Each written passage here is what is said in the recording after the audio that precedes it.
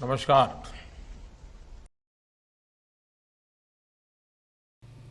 केंद्र मंत्रिमंडल रे मोर सहयोगी श्री नितिन गडकरी जी, गुजरात मुख्यमंत्री श्री विजय रूपाणी महाशय,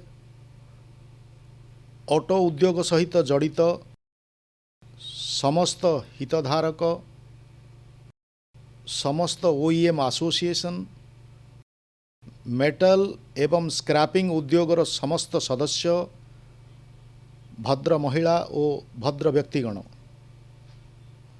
75तम स्वाधीनता दिवस पूर्वर आज ही कार्यक्रम आत्मनिर्भर भारतर बड़ लक्ष्य को सिद्ध करने दिगरे हेउछि आउ एक गुरुत्वपूर्ण पदक्षेप। आज देश जातीय ऑटोमोबाइल स्क्रैपेज नीतिर शुभारंभ करुछि। एही नीति नुआ भारतर गतिशीलता को, ऑटो सेक्टर को नूतन परिचय देवाकू जाउछि। देशरे जानवाहन जोगु हेउथिबा प्रदूषणर आधुनिकता को, चलाचल अनुपयोगी जान को एक वैज्ञानिक पद्धति रे सड़करू हटाइबा पई एही नीति बहुत बड़ भूमिका तुलाइब। देशर प्रायतः प्रत्येक नागरिक, प्रत्येक शिल्प, प्रत्येक क्षेत्र रे एहा द्वारा सकारात्मक परिवर्तन आसीबो। साथीगण, आपण माने समस्ते जानती जे देशर अर्थव्यवस्था पई गतिशीलता हेउछि केते बड़ कारण। गतिशीलतारे आसीथिबा आधुनिकता यात्रा एवं परिवहनर बोझ को ह्रास करिथाए। आर्थिक विकास पई मध्य साहाय्यकारी प्रमाणित होइथाए।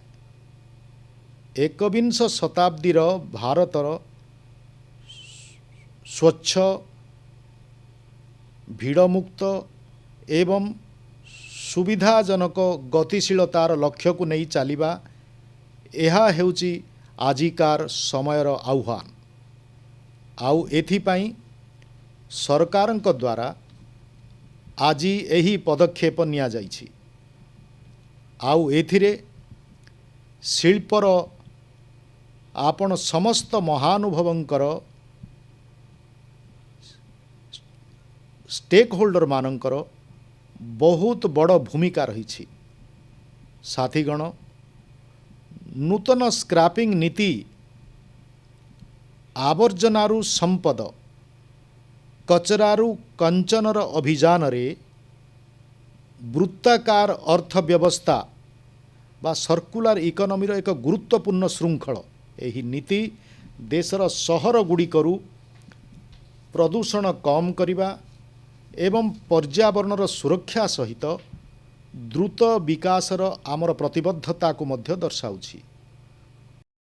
पुनः व्यवहार, पुनः चक्रण एवं पुनरुद्धार सिद्धांत उपरे चाली एही नीति ऑटो सेक्टर रे, मेटाल बा धातु क्षेत्र रे देशर आत्मनिर्भरता को मध्य नूतन ऊर्जा देव।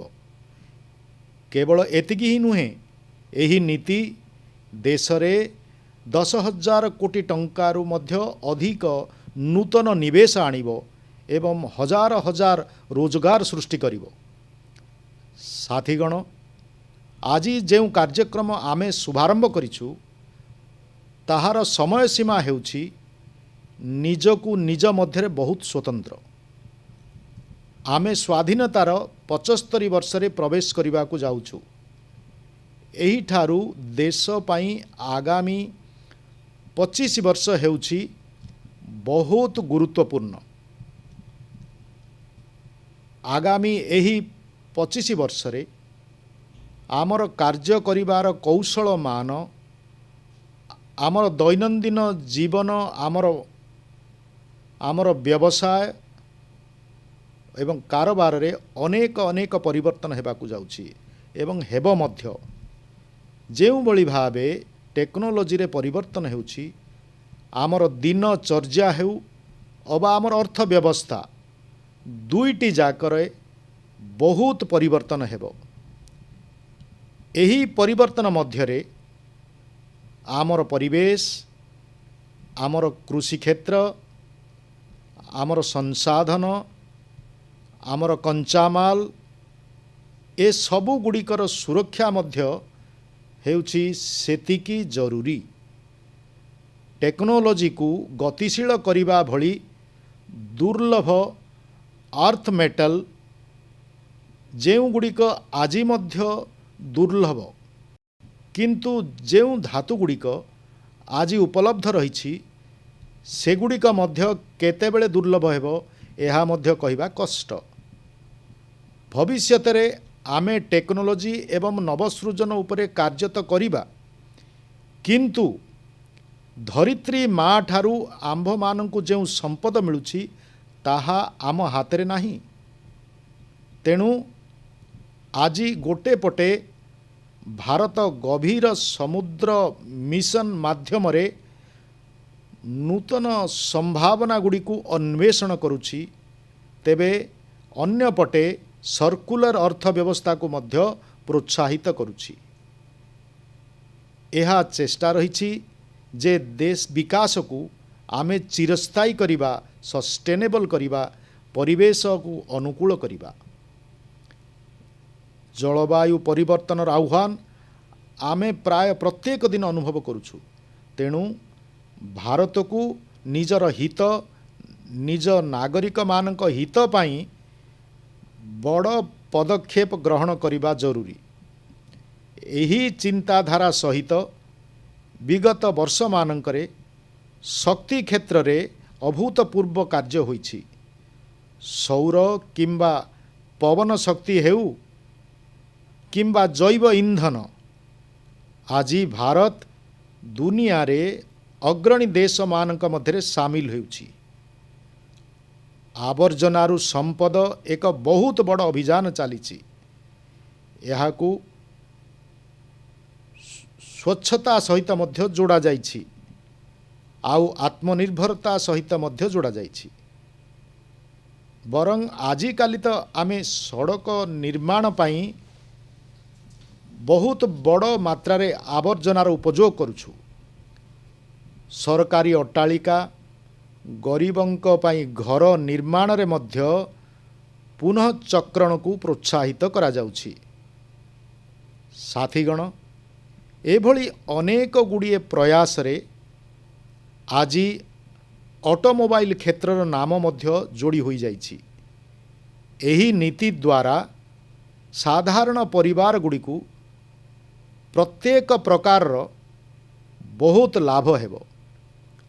सर्वप्रथमे तो यह लाभ हेबो जे पुराना गाड़ी गुड़िकु स्क्रैप कराइबा फलरे गोटिए प्रमाणपत्र मिलिबो। एही प्रमाणपत्र जहा पाखरे रहिथिबो से नुआ गाड़ी किनिबा परे पंजीकरण पाई तांकु कौनसी अर्थ देबाकू पड़िबो नाही। एहा सहित मध्य तांकु सड़क टिकस रे मध्य किछि छाड़ करा जिवो। द्वितीय लाभ हेबो एहा जे पुराना गाड़ीर रक्षणाबेक्षण खर्च, मरामती खर्च, इंधन दक्षता एथिरे मध्य संचय हेबो। तृतीय लाभ सीधा सड़क जीवन सहित जड़ित रही। पुराना गाड़ी पुराना टेक्नोलोजी कारणरू सड़क दुर्घटनार बहुत अधिक विपद रही थाए, सेथिरु मुक्ति मिलिबो। चतुर्थ, एहा द्वारा आमर स्वास्थ्य उपरे प्रदूषण कारणरू जेउ प्रभाव पड़ी थाए सेथिरे मध्य कमी आसीबो। आउ सबुठारु बड़ कथा हेउछि जे एही नीति माध्यमरे गाड़ी केवल ताहार बयस को देखि स्क्रैप करा जिवो नाही, गाड़ी गुड़िकर वैज्ञानिक उपाय रे अधिकृत स्वयंचालित परीक्षण केन्द्र रे फिटनेस परीक्षण हेबो। जदि गाड़ी अयोग्य हेब तेबे वैज्ञानिक उपाय रे स्क्रैप करा जिवो। एथिपाई सारा देश रे जेउ पंजीकृत जानवाहन स्क्रैपिंग सुविधा निर्माण हेबो ताहा टेक्नोलोजी आधारित हेउ स्वच्छ हेउ एहा मध्य सुनिश्चित करा जिवो। साथीगण फॉर्मल स्क्रैपिंग जोगु केउ लाभ होई थाए गुजरात तो प्रत्यक्ष भावे अनुभव करिछि। आउ एबे नितिन जी मध्य यार वर्णना करिछंती। गुजरात रो अलंग जहाज पुनःचक्रण केन्द्र रूपे जनाशुना। अलंग विश्वर जहाज रिसाइक्लिंग शिल्प रे निजर अंशीदार को द्रुत गति रे बढ़ाउछि। जहाज रिसाइक्लिंग रो एही भित्तिभूमि एठारे रोजगार रो हजार हजार नूतन सुजोग प्रस्तुत करिछि। एही समग्र क्षेत्र रे भित्तिभूमि मध्य रहिछि एवं कुशल मानव शक्ति मध्य रहिछि। एभली स्थिति रे जहाज परे गाड़ी मानकर स्क्रैपिंग रो मध्य एहा एक बहुत बड़ केन्द्र होई पारे।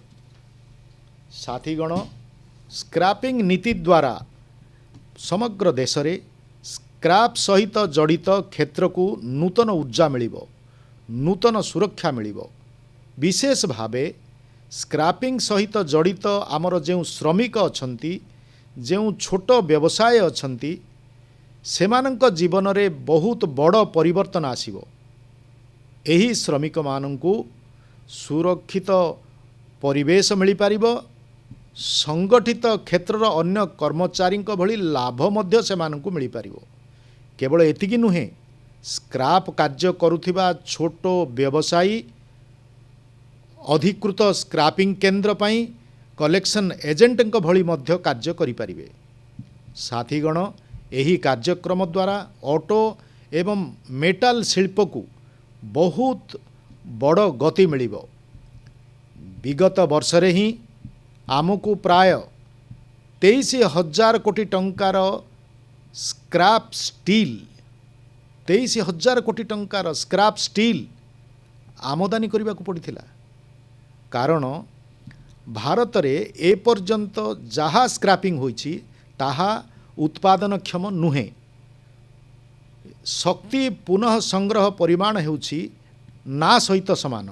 उच्च शक्ति संपन्न स्टील आलॉयज गुड़िकर समग्र मूल्य बाहरी पारे नाही। आउ जेउ दामी मेटाल रहिछि सेगुड़िकर पुनरुद्धार मध्य होई पारे नाही।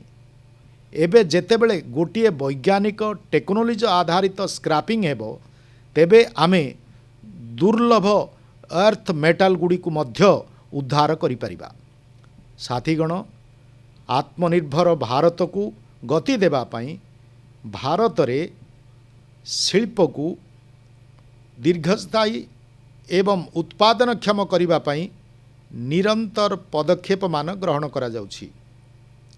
आमर यह संपूर्ण चेष्टा रही जे ऑटो विनिर्माण सहित जड़ित मूल्य श्रृंखल पाई जेते संभव होई पारिबो सेते कम परिमाण रे आमको आमदानी उपरे निर्भर करिबा को पड़ू। किंतु एथिरे शिल्पर मध्य सामान्य अतिरिक्त सहयोगर आवश्यकता रही। आगामी 25 वर्ष पाई आपणक पाखरे मध्य आत्मनिर्भर भारतर एक स्पष्ट रोडमैप रहिबा आवश्यक। एबे देश स्वच्छ भीड़मुक्त एवं सुविधाजनक यातायात आड़कू बढ़ुछि। तेणु पुराणा अभिव्यक्ति एवं पुराणा अभ्यास को मध्य परिवर्तन करने को हेबो। आज भारत सुरक्षा एवं गुणात्मक हिसाब रे वैश्विक स्तरर मान निजर नागरिक मान को देवा पाई प्रतिबद्ध। BS4 रु BS6 आड़कू सीधा अग्रगति पछरे यही चिंताधारा रही। साथीगण देश रे सबुज एवं स्वच्छ गतिशीलता पाई सरकार गवेषणा ठारू आरंभ करी भित्तिभूमि पर्यंत प्रत्येक स्तर रे व्यापक कार्य करुछंती। इथानल हेउ हाइड्रोजेन इंधन हेउ किंबा वैद्युतिक गतिशीलता हेउ सरकारंकर एही प्राथमिकता सहित उद्योग जगतर सक्रिय अंशग्रहण अत्यंत जरूरी। गवेषणा और विकास ठारू भित्तिभूमि पर्यंत उद्योग को एहार भागीदारी वृद्धि करने को हेबो। एथिपाई मध्य आपण मानकु जहाँ साहाय्य दरकार सरकार ताहा देबाकू प्रस्तुत। एठारू आमे आमर सहभागिता को एक नूतन स्तर को नेबाकू हेबो। मोर विश्वास जे एही नूतन कार्यक्रम देशवासी मनरे तथा ऑटो क्षेत्र में मध्य एक नूतन शक्ति भरीदेव, नूतन गति देव एवं नूतन आत्मविश्वास सृष्टि करिवो। आजिर एही गुरुत्वपूर्ण अवसर को मु विश्वास करे नाही जे शिल्पपति माने हाथ छड़ा करदेवे। मु विश्वास करना जे पुराना जानवाहन चलाउथिबा लोक माने एही सुजोग को जीवा को देबे नाही। यह निजकु निजे मध्य एक बहुत बड़ परिवर्तनर विश्वास नहीं आसीथिबा एक व्यवस्था। आज गुजरात रे एही कार्यक्रम शुभारंभ करा जायछि। ए संपर्कित नीतिर शुभारंभ होइछि। आउ गुजरात को तो एभली एवं आम देश रे मध्य वृत्ताकार अर्थव्यवस्था शब्द निश्चित भावे नुआ, किंतु आमे माने जानू जदि पोशाक पुरुणा तेबे आम घरे जेजेमा ताकू नहीं घोड़े हेबा पई रेजेई तैयारी कर दियंती। पुणी रेजेई पुरुणा जदि ही जाए ताकू छिंडाई घर पोछिबा पई व्यवहार कर दियंती। एणु पुनः चक्रण कौन वृत्ताकार अर्थव्यवस्था कौन ताहा भारतर जीवन रे किछि नुआ कथा नुहे। आमको एहा एक वैज्ञानिक ढंग आग को नेबाको हेबो। एवं जदि आमे वैज्ञानिक उपाय आग को बढ़ू तेबे मोर विश्वास जे वर्ज्य वस्तुरु कांचन बा संपद बाहर करिबा पई एही अभियान रे समस्ते सामिल हेबे एवं आमे मध्य अधिक नुआ नुआ जिनिस आविष्कार रे सफल हेबा। मु पुणी थरे आपण समस्तंकु बहुत बहुत शुभेच्छा जनाउछि। बहुत बहुत धन्यवाद।